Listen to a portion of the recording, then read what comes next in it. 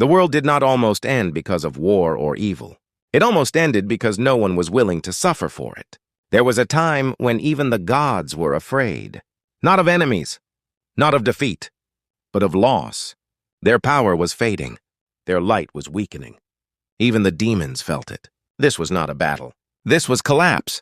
And in that fear, one truth became clear. If nothing was done, there would soon be nothing left to protect.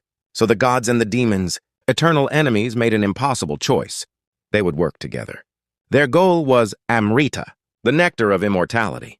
To obtain it, they began the great churning of the cosmic ocean Samudra Manthan. A mountain became the axis. A serpent became the rope. Driven by hope, held together by desperation, they pulled. And then something emerged, but it was not the nectar. It was poison. Not a substance, but a force. A living destruction, capable of ending everything. The universe seemed to recoil. The gods stepped back. The demons fell silent. For the first time, there was no conflict, only fear, because they all understood. If this poison spread, creation itself would end. And yet, no one moved, because knowing what must be done is not the same as choosing to do it. The poison spread like a silent storm. Each waited for someone else.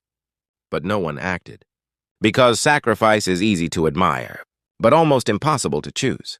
And then he arrived. Shiva, the destroyer, the ascetic beyond fear, and yet the only one willing to protect everything. He looked at the poison and understood immediately. If it spread, nothing would remain. For a moment, even he paused, not out of fear, but because he knew the cost. This was not something he could fight. This was something he would have to endure. A question rose within him. Why must I suffer?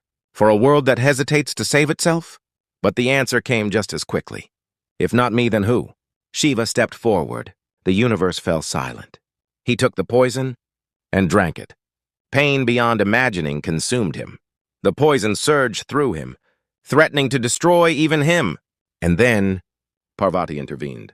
Not just a goddess, but his equal. She held his throat, stopping the poison from reaching his heart. It remained there burning, contained, turning his throat blue. From that moment, he became Neelkanth, the blue-throated one. He could have walked away, but he chose to suffer, so that everything else could live. The greatest power is not the ability to destroy, but the willingness to endure pain, so that others don't have to.